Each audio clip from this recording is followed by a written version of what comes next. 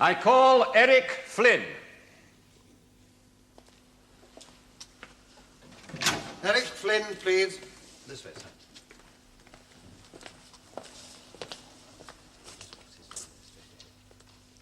For the past 20 years, Ethel Flynn has been a good housekeeper, a loving mother, and a devoted wife.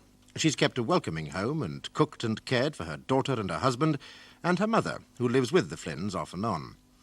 Ethel Flynn has lived in harmony with society and her neighbours, but today she stands in the dock accused of assault occasioning actual bodily harm. A private charge has been brought on behalf of the Crown by her husband, Eric Flynn.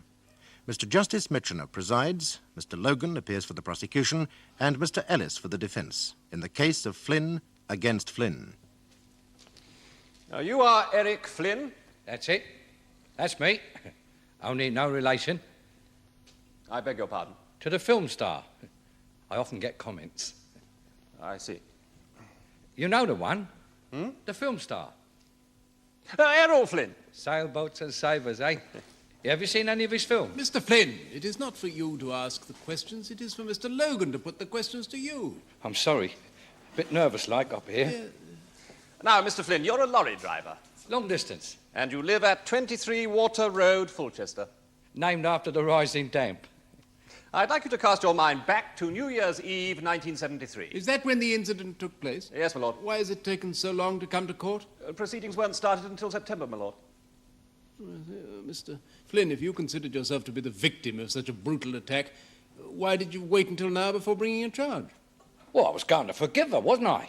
But she wouldn't talk to me. None of them will. I've been sent to company for 9 months, like as if I was the guilty party. So I decided to seek out justice. Yes, I see. Proceed, Mr. Flynn. Yeah. Well, I've been driving all day. So I've been up to Scotland delivering a load of girders. Apparently there's a shortage of your girder in Scotland. At least there was before I arrived. My lord, may I ask how this can possibly bear any relation to the case? Mr. Logan, does this bear any relation to the case? Mr. Flynn, does this bear any relation to the case? No. Apparently not, my lord.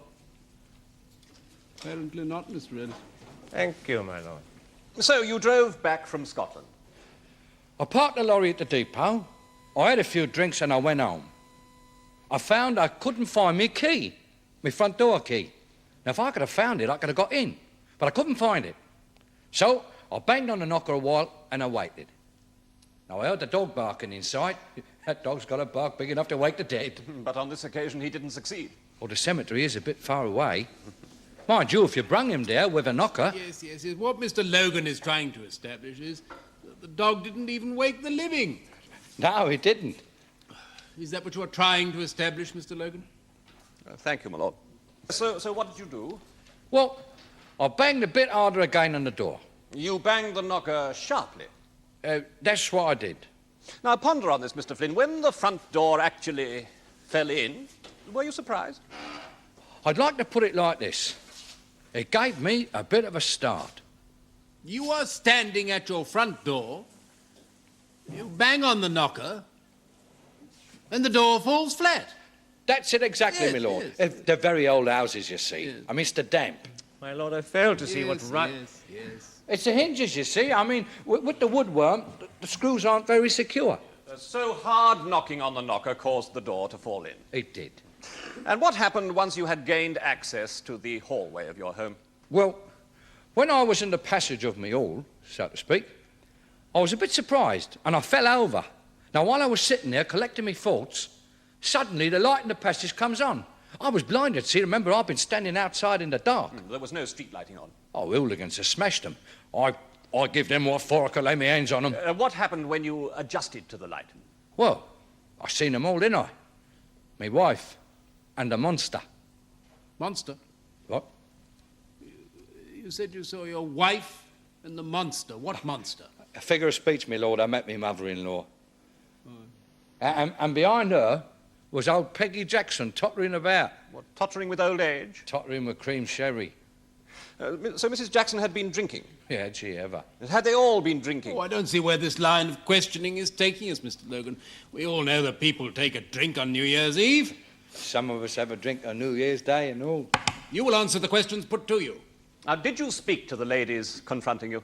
No, as I stood there, exhausted from my efforts to get in, I stood there smiling, wishing them a happy new year, exhausted from the struggle to get in the house.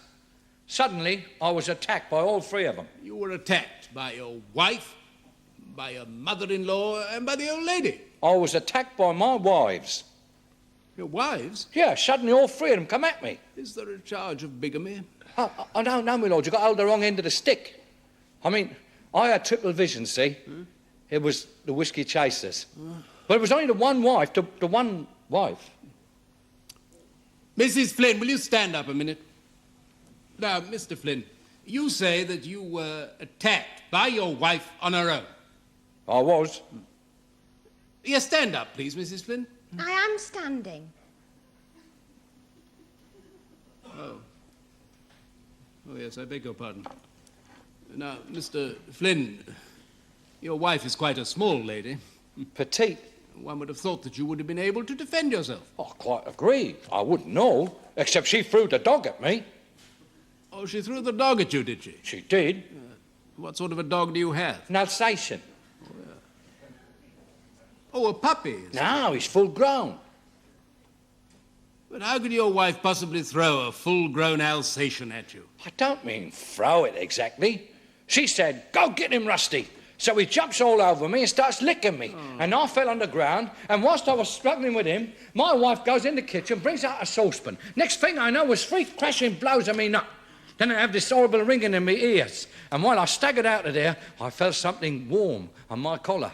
So I knew that blood had been drawn. Yes, in fact, you sustained an injury to your head which caused you to have 10 stitches. This is the agreed document on the medical condition of Mr. Flynn when he was admitted to casualty on the night of the incident. Well, have I got a copy? No, my lord. Why not? I'm terribly sorry, my Well, lord. there's no good being sorry, is it? The photocopying machine wasn't working this morning, my lord. Do you mean to say that our whole system of criminal justice is grinding to a halt because a photocopying machine doesn't work? Would you like mine, my lord? Yes.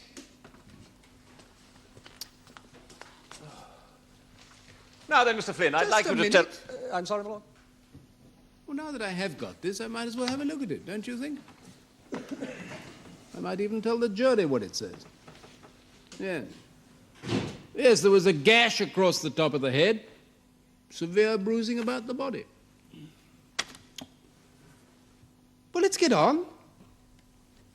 Yes. You were attacked with just the one saucepan. That's right. Could he see Exhibit 1, please? Is this the saucepan in question? It is. As you will see, the saucepan has been beaten out of shape. How many times were you struck with this saucepan? About 7 times. And you did nothing to merit an attack on your body, no gesture of aggression on your part? I came through that door smiling, and I was set upon. Thank you, Mr. Flynn. I have no further questions, my lord. Mr. Flynn, you knock on your front door and you can't get an answer, and you knock a little harder and the door falls into the house. That's right. Very interesting.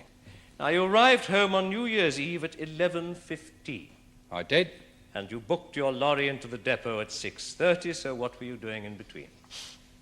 I had a bite of supper at the canteen. You spent 4 3/4 hours in the canteen. Oh, I had a bit of a drink after. Yes, indeed. You said the whiskey chasers gave you triple vision. I suggest you arrived home blind drunk. Not blind drunk. As I say, I had triple vision. My vision improved. I could see free of everything. Were you angry when you couldn't get into the house? Well, I wasn't exactly dancing with joy. Now, you say there were no lights at the front of the house. The front of the house was in darkness. Yes, so wouldn't it have been better to go round the back? What? The terrace houses, you see. I'd have had to walk all the way round the street. And perhaps you were too drunk to find your way. No. The back gate would have been bolted, right? I'd have had to climb over the back wall. Now, next door's dog gets in our backyard, and if I'd climbed over the wall, he'd have bitten me, forgetting it wasn't his own backyard. So you decide to get in the front way, by hook or by crook, you'd get in. I just banged on the knocker a bit. Yes, and you say you, lobbed a pebble at the bedroom window. I did. Would you look at this, exhibit number 2, please?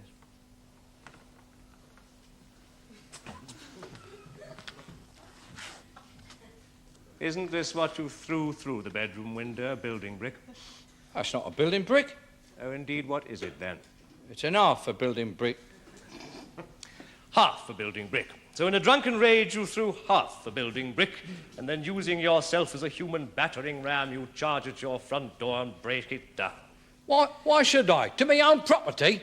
Well, isn't it true that when you left for Scotland on the 26th of December, you said to your wife, I'm leaving you, I'm fed up with you, and that worn-out bull seal? Worn-out bull seal? His mother-in-law, my lord. And you left with the words, you won't see me again. I did. Yes, so why did you return? Well, I've forgotten I said I was leaving, hadn't I? Well, it slipped me memory, didn't it? We've been together for 25 years. Well, it's a habit, like, isn't it? I mean, you go back to where you belong. I mean, everything we have as human beings is tied up in a home. I mean, you bring a wage packet home to the missus. You bring a few packets of crisps, a bottle of pop for the kids, and then you sit down and enjoy those around you. It's the only thing that keeps us from destroying everything. The family unit is what made the British Empire what it was. Give us our strength in our years of struggle. That's why I went home that night. Weren't you broke? Yeah. Yeah. So other than sleep in the street, you had no choice but to go home. I wouldn't put it like that. Mr. Flynn, why had you told your wife that you were leaving her?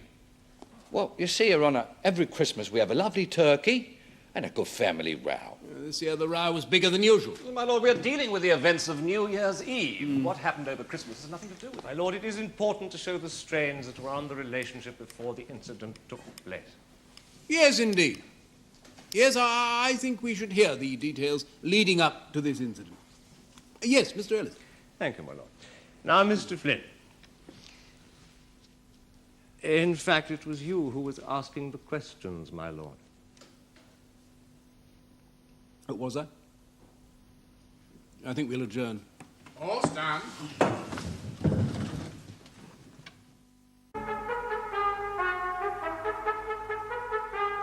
I arrived home Christmas Eve to find 4 deaf old people from the old people's home. Why had they come? Well, Mother-in-law suggested Ethel and I might share our Christmas, so Mother-in-law invited 2 of them and they invited 2 of their friends. So it was a fait accompli. Still, a generous thought. Your mother-in-law is to be complimented. Give her your address and she'll find a couple of old biddies for you next year. When did your first row commence?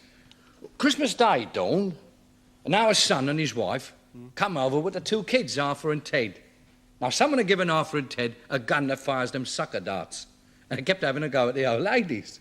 And they kept on jumping up to the ceiling. I mean, if it had gone on, we'd have had a couple of Olympic high jumpers. But Mother-in-law has to go and tell my son how to bring up his kids. Now, he told her not to interfere. The kids start crying, bawling. Then Ethel has a go at me and shouts, and I shout back at her. And my daughter's boyfriend says that a gentleman don't shout at ladies. Well, I had a right go at him. I call him a proper nonce. I mean, he's belonged to a club. Knights of the Round Table. So my daughter starts shouting at me, I start shouting back at her, and the old people, not knowing what was going on, start singing Christmas carols. Being deaf, you see, they had no idea. Presumably things had settled down by Christmas lunch. Well, and a very nice lunch it was, and all. Done to a turn. Only thing, the old ladies insisted on serving it. I mean, they were a bit sort of shaky, you know. Kept dropping everything. Hardly a pea got to the table. And finally, when I did have the lunch, Christmas dinner, that wasn't, I put my feet up to watch the telly, didn't I? Well, Mother never stopped all that day. And all next day, Boxing Day, kept on saying to me, you just like your father. He was lazy, you see. Well, I tell you, I was glad to get off on that trip to Scotland. It was a 5-day trip. Well, you see, there was more than the one load, my lord. But the last load was the girders in Scotland. And when you got back to Fulchester, you'd forgotten that you'd told your wife that you'd left her. That's it exactly, my lord. Slipped me mind completely. You know, my lord, you and me could settle this better over the road over a couple of points. Yeah. Mr. Ellis? Mr. Flynn, it was a fact as far as your wife was concerned that you had left home. Therefore, it isn't surprising, isn't it, that she wouldn't let you in? Well, she could have talked. In the state you were in? How do you mean that? What kind of a state? Isn't it true that you were making a lot of noise? Oh, I did call out once or twice. After bashing the door down, isn't it true you sang filthy songs very loud? I don't know any filthy songs. Oh, really? You're asking us to believe that your wife was capable of inflicting so much damage without you stopping her? Well, it was the dog, wasn't there? And besides, I did have a few. Yes, you broke into your home and after a round of Eskimo Nell, you threatened your wife. I never threatened her. I was sweetness and light. A saucepan might have been thrown at you and these women might have been screaming with fear. But you weren't touched by them. I suggest you left the house and you were so drunk you staggered about. At 12 o'clock you heard the bells ringing in the new year and then you went looking for trouble. And it was in some street brawl that you were injured. It all happened at the house. It all happened at 11:30. That's right. But you arrived at the hospital at 1:30 in the morning. I did. That's 2 hours. The hospital's no more than 2 miles away. I went round a long way. You are asking us to believe you walked for about 2 hours with a wound that required 10 stitches. I think I must have been in a state of shock. So I bound up the wound myself, using my hanky and my tie. Is it not the truth that you wandered into the night where you got involved in a fight with some person or persons unknown, and that the charge against your wife is a figment of your own befuddled imagination, Mr. Flynn? It's a good thing for you, mate. I'm not like my namesake. Otherwise I'd be swinging from my yardarm right now, running my sabre right through you.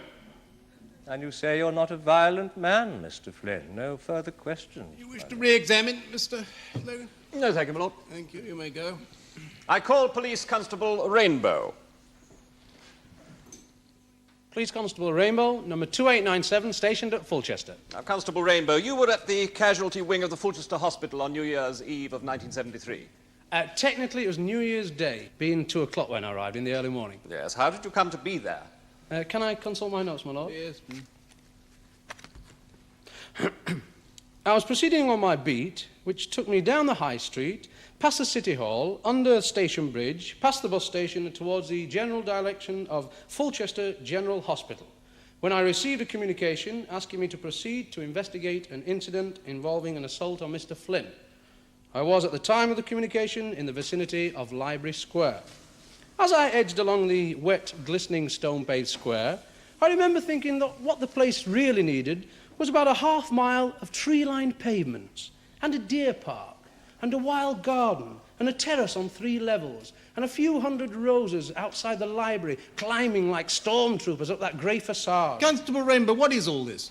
I've just started a course on learning how to write a novel, my lord. Very commendable, but the plain facts will do for now, if you don't mind. You proceeded to the casualty section of the hospital. And there I spoke to Mr. Flynn. And did you see the extent of the injury? Unfortunately, the doctor had cleaned the wound and stitched it up. And did the doctor have any idea when the attack on Mr. Flynn took place? This is part of the agreed medical evidence. Mr. Flynn arrived at casualty with a handkerchief covering the wound, and the doctor suggested that the injury was probably sustained sometime within the last couple of hours. So it could have been done at 11:30? Yes, it is possible, yes. And did you then question Mr. Flynn? Do you object to this, Mr. Ellis? No, my lord, no. I'd ask the same questions myself if my friend didn't. Well, Constable? Yes, I did question Mr. Flynn. I asked him if he'd been to see the mousetrap, and he replied in the negative.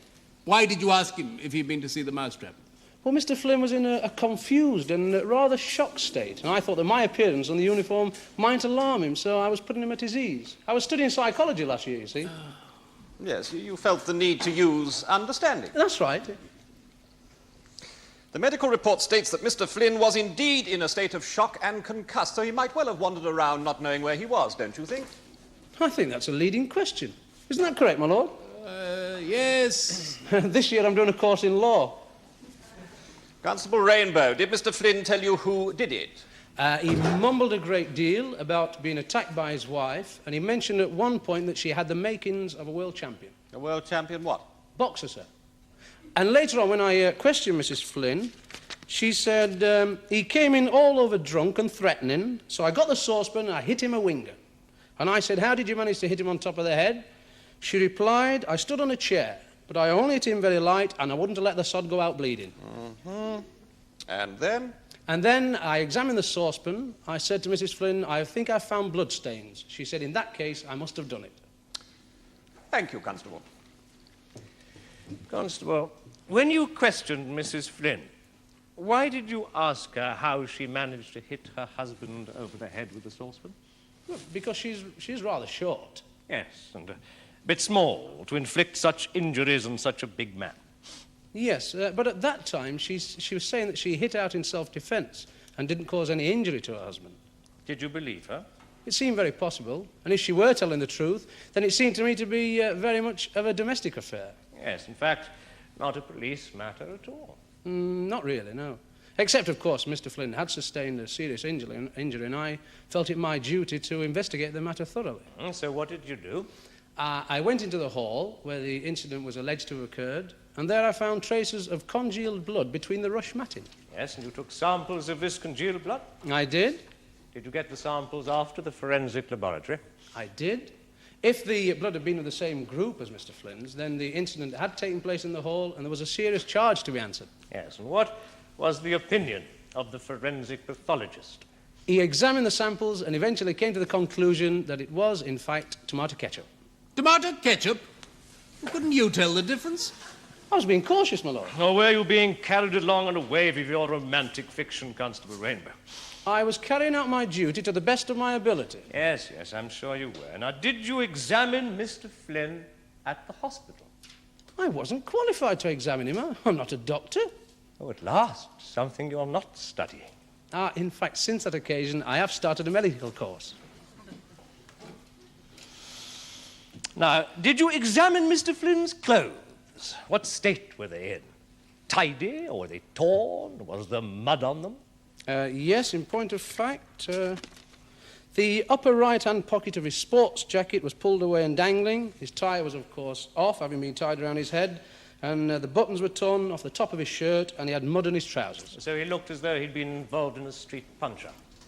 He might well have been fighting with his wife, and the mud could have got on his trousers through kneeling on the ground. Inside the house? Well, he might well have done this on the way to the hospital. One of the important facts was the blood on the saucepan. Yes, who saw this blood on the saucepan? I did. Did the forensic people confirm this as a fact? What actually happened, my lord, was I saw the blood on the saucepan, went back into the sitting room to question Mrs. Flynn. She then replied that if there was blood on the saucepan, then she was to blame. Yeah. Unfortunately, while I was interviewing Mrs. Flynn, one of the ladies took the saucepan into the kitchen, and the saucepan was scoured with a wire brush. Don't you think, Constable, that credulity is being stretched to the limits? I don't follow. Well, you search the floor and pick up a sample of what you consider to be congealed blood, and what is it? Tomato ketchup. You explore the saucepan and see what you also consider to be blood, but what do? You immediately put it down so that it can be picked up and washed. Well, anyone can make a mistake. No further questions, my lord. Do you wish to re-examine, Mr. Logan? No, thank you, my lord. That concludes the case for the prosecution. Thank you, Constable Rainbow. You may leave the court. Oh, that's all right, my lord. I'll stay. You'll be very lonely. We're adjourning. All stand.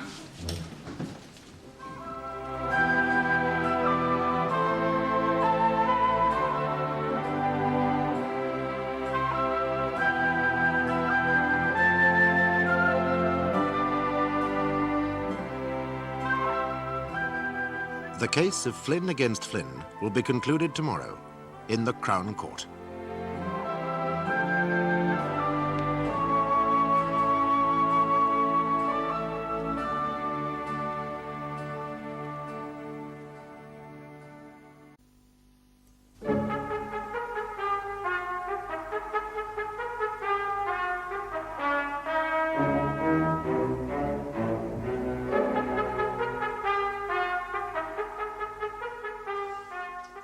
Eric Flynn has brought a charge of assault and battery against his wife Ethel Flynn. He alleges that he arrived home last New Year's Eve and that his wife beat him about the head and body, causing bruising and a wound that required 10 stitches. Constable Rainbow has given evidence that Mrs. Flynn admitted hitting her husband, but only in self-defense. Mrs. Flynn, will you tell us then what happened last New Year's Eve?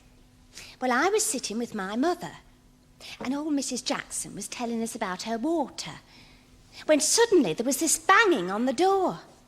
Rusty, our dog, nearly went mad, bless his cotton socks. He barked so hard he went hoarse for days. Do you know we had to give him linctus for his bark?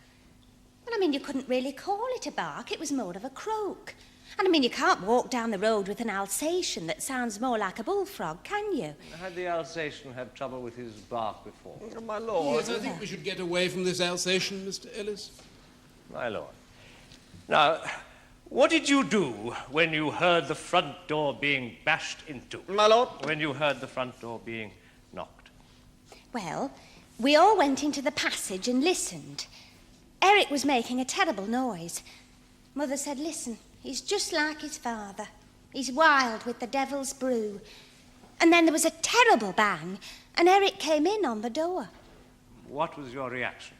Well, I was terrified. He called me a bloody hen and threatened to lock me in with the chickens.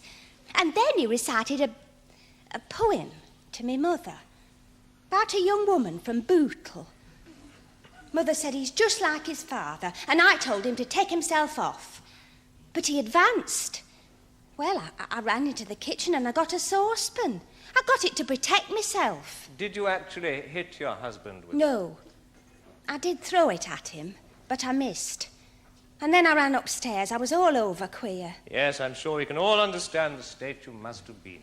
Thank you.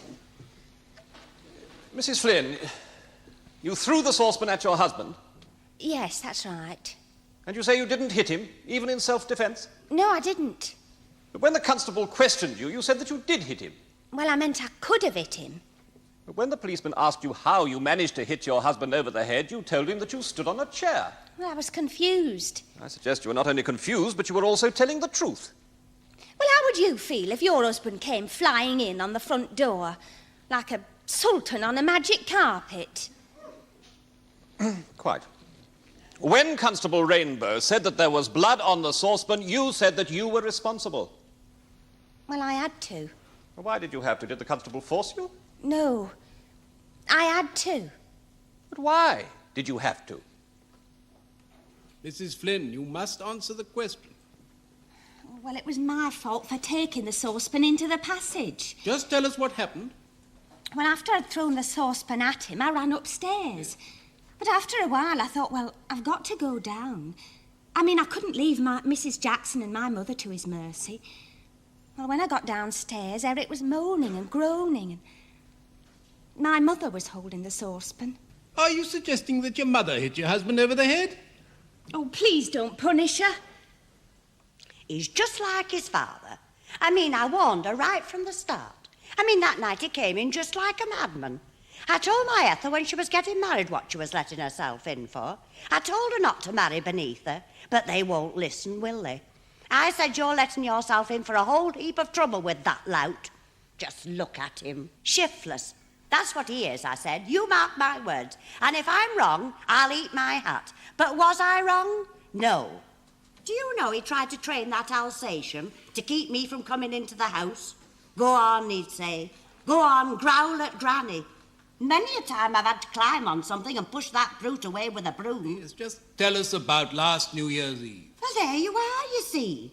Coming crashing through the front door like that, threatening everybody with violence, and telling my daughter was going to lock her in with the chickens. And how dare you stand there and utter filth about some woman from Bootle? You want to wash your mouth out, I said. Wash that filth out.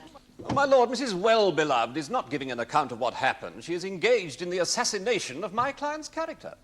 You really must try to restrain yourself. Just tell us what you saw or heard. That is all. Mrs. Well-Beloved, did your daughter hit her husband with a saucepan? No, she wouldn't do a thing like that. She's as harmless as a mouse. And she's got the spine of a jellyfish. It's about time she did stand up for herself. She ought to have stopped him going to the pub years ago. Thank you, Mrs. Well-Beloved. No, you don't want to ask any questions, do you, Mr. Logan? I do indeed, my lord. Oh. Yes, Mrs. Well-Beloved, when Mr. Flynn broke into the house, did your daughter hit him? No. But your daughter did come out of the kitchen with a saucepan. Yes. And she threw it at her husband.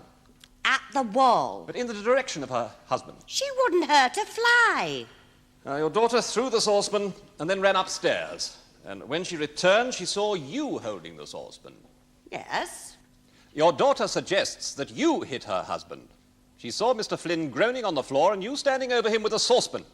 Oh, the little liar. How dare she? It isn't true. What is true, Mrs. Wellbeloved? She hit him over the head and ran upstairs. Your daughter hit him over the head and then she ran upstairs. Yes.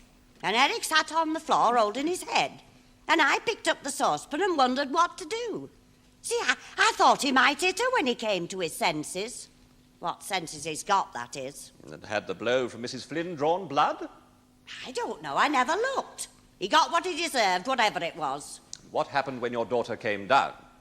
Well, I ran out into the street to see if I could find a policeman. And when I came back, Ethel was coming down the stairs. And she looked at me and she said, "Oh, our mum." And I went over to her and I hugged her. And we both had a little cry together. Oh, I'll have you, my girl, trying to put the blame on me. Yes, I have asked you to restrain yourself, Mrs. Wellbeloved. You bring them up proper, you think? You let them want for nothing. You make sure they have all the things you never had. You sacrifice and you work your fingers to the bone. And what gratitude do you get? You can't do anything right with your children. We had 3 and it killed my husband. He was a very mean man, and he couldn't stand to see all that money going out. But I told him, now we've got them, I said, we've got to feed them. He wanted to tack leather on their feet to save buying shoes. It went very funny at the end. Yes. Any more questions, Mr. Logan? Yes, my lord. Lunch, perhaps, my lord?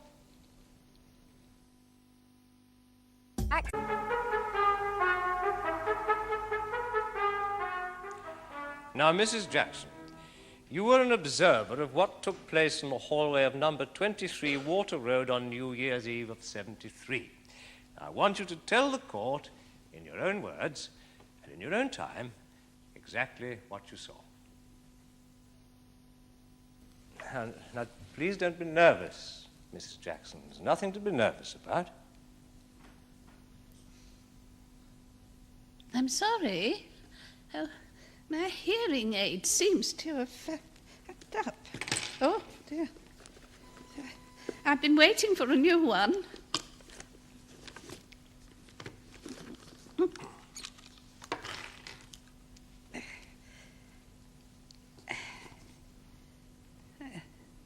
Oh, is there a mechanic in the theatre? Mrs. Jackson, this is not a theatre. A very serious charge has been brought by Mr. Flynn against Mrs. Flynn. Do you understand? Yes. Good. Yes. For the time of year. Does anybody know about hearing aids? Ah, there we are. It's working again. Are you receiving us, Mrs. Jackson? Oh, yes. I was trying to explain that this is not a theatre. Oh, yes, I know. I'm sorry. I get confused with not being able to hear. Mrs. Jackson, you were in the sitting room with the other ladies when you heard the knocking on the door. We were watching television and having a little drink. Did you join Ethel Flynn and her mother when they went to see who it was who was knocking? Oh, we all went into the passage to look. Yes, you saw Mr. Flynn arrive. Oh, yes, he came in on the front door. There seemed to be something wrong with it, and Mr. Flynn was repairing it. Well, weren't you frightened then, Mrs. Jackson? Oh, I was pleased, because you should have a dark man come through the front door on New Year's Eve. Yes, quite, Mrs. Jackson, but it hadn't quite struck 12 yet, had it? Oh, well, I wasn't quite all there, you know. Not all where, Mrs. Jackson? You promise you won't shout if I tell you? Nobody's going to shout, Mrs. Jackson, whatever you tell us. Just tell us the truth. I'd had 3 sweet sherries. Oh, you mean you were a little jolly? That's right.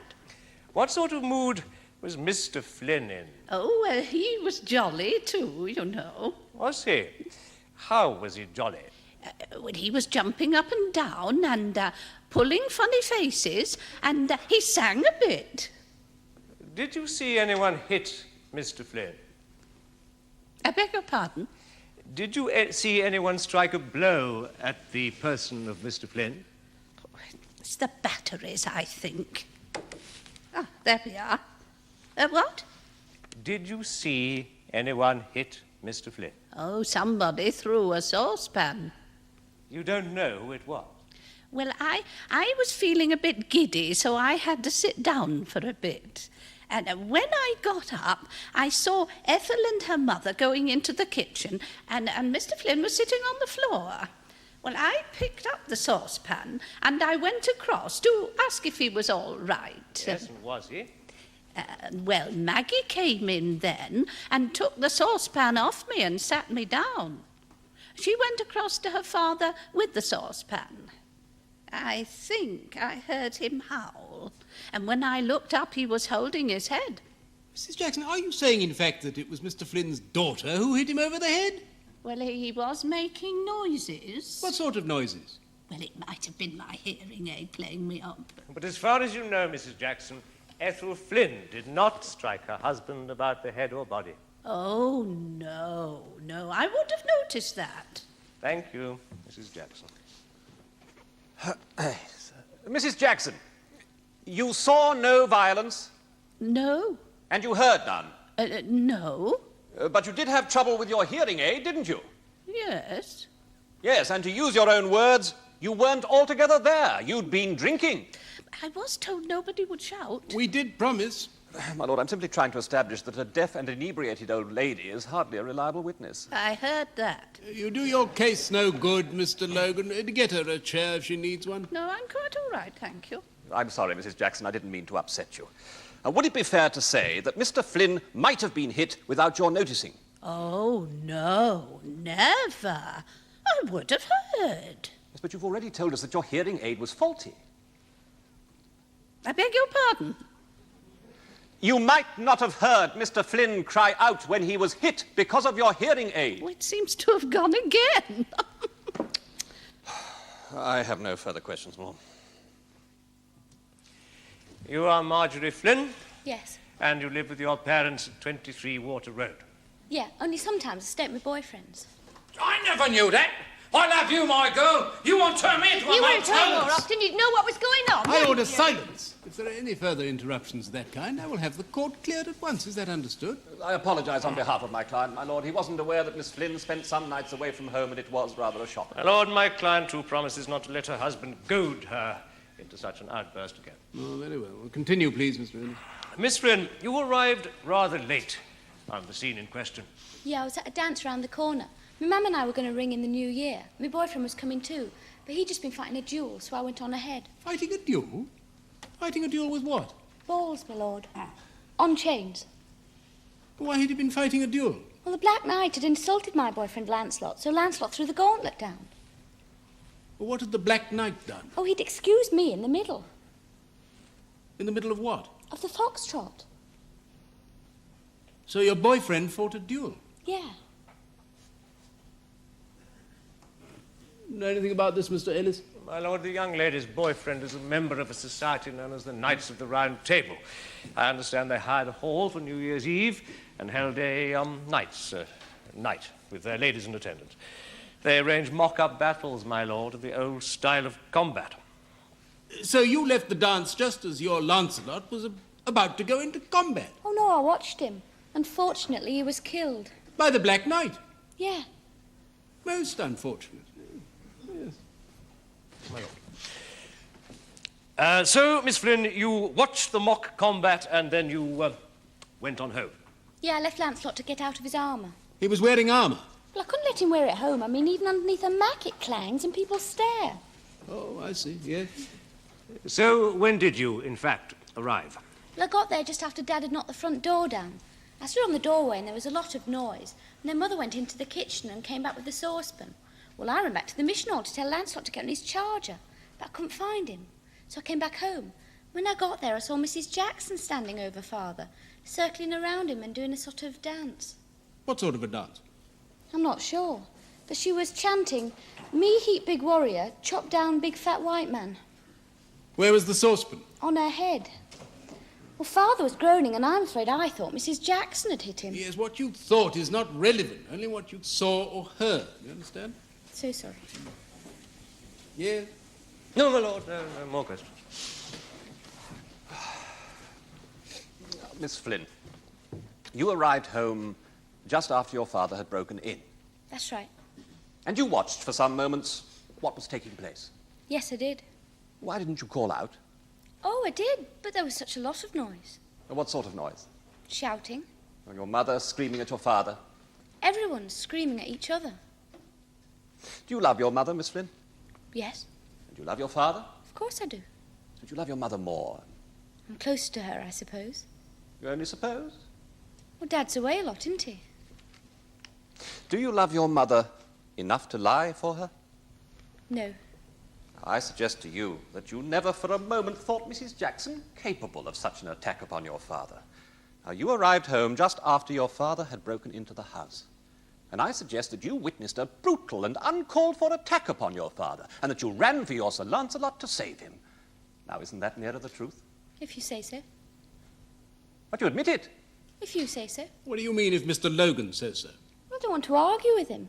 He's seditious. No more questions, my lord. Have you any more witnesses, Mr. Ellis? Just one, my lord. Lancelot Makepeace. Take the Bible in your right hand and read aloud the words on this card. Can I put my glasses on? Certainly. Okay. I swear by Almighty... No. You've got the Bible in your left hand. I'm so sorry. And you say that you arrived at the Flynn's home just before midnight. That is correct. And Maggie was standing by her father. And Mr. Flynn was on the floor, singing. A sea shanty. So he wasn't holding his head and groaning. Oh, certainly not. It was singing. Perhaps not up to the standard of Covent Garden. Now, did you see any sign of injury? Only to the door. Mr. Flynn then got up and went out. The young lady with whom I am having an affair occur asked me to bring him back. I ran after him and caught up. He tried to fend me off. Eventually, he charged head down and split his head on a lamppost. Then he pushed me aside and went off into the night. I see. Thank you. Thank you. So, in fact, it's a lamppost that should be on trial. Yes. You are an honourable man, Mr. Makepeace. I hope so. And you're a chivalrous man. Oh, yes. Chivalrous meaning the ideal knight. Gallant, honourable, courteous. A man born out of his time, in fact. Mr. Makepeace, what do you think of women? Well, they are light and gentle creatures, and they should be cherished and looked after and made to feel beautiful at all times. Well, flowers should be brought for them on every occasion. When being taken out, the escort should arrive on time and tell the lady how lovely she is. The lady should then be dined and given a delicate wine, and then she should be escorted home. One does not take advantage. If the lady wishes to show her favours to the escort, she will do so by a sign, such as an offering of her cheek or the puckering of her lips. Is that the manifesto of the rather anachronistic Knights of the Round Table? Yes, it is. And haven't you left one of the rules out?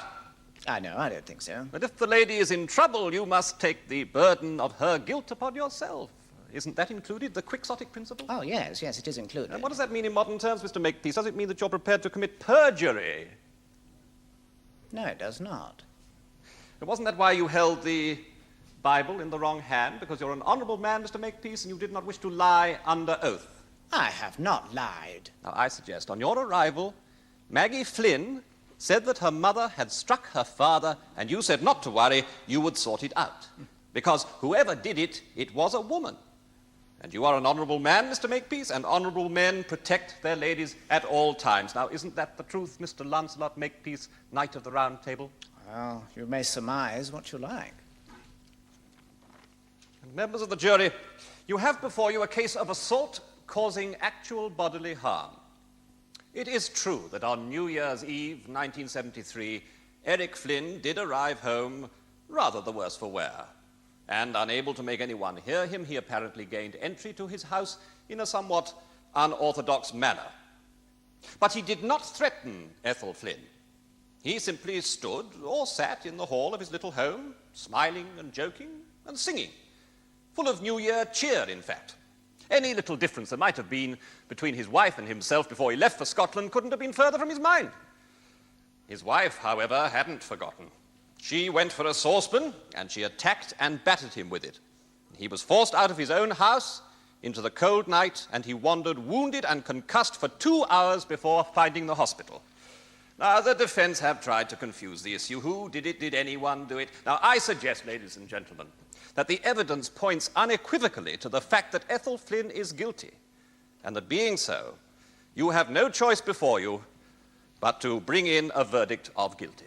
Members of the jury, you do, of course, have a choice before you.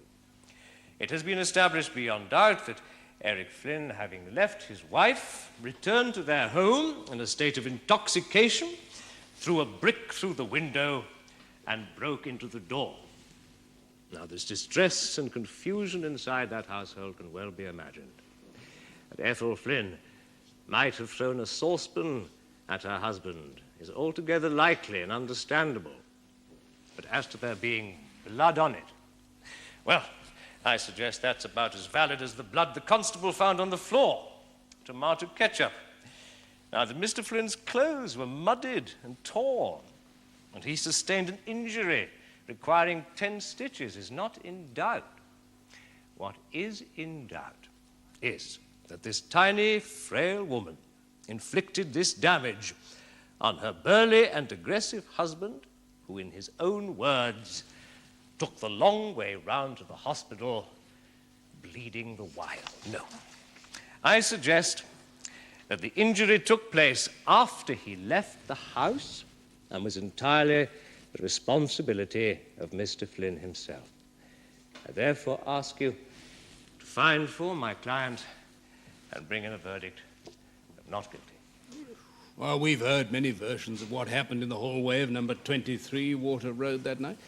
If you think that Mrs. Flynn attacked her husband without any provocation, then she is indeed guilty of a most serious assault. And if you believe that she cut open his head with a saucepan, then she is guilty of assault occasioning actual bodily harm. However, if, though she struck her husband, she did so in self-defense, and the amount of force she used was commensurate with the threat to herself, then you may find her not guilty. Or you may come to the conclusion that Mrs. Flynn never touched her husband at all, and the whole thing was in the imagination of Mr. Flynn. Will you now please retire and consider your verdict?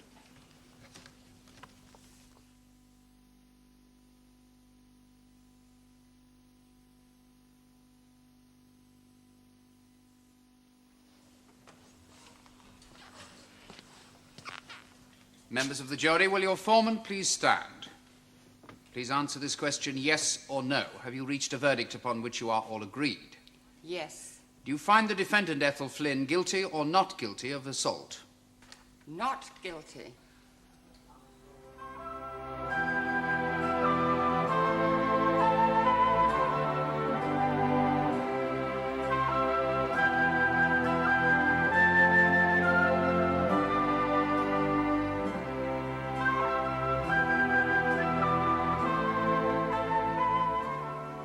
You can join another jury when our cameras return to bring you a leading case from the Crown Court.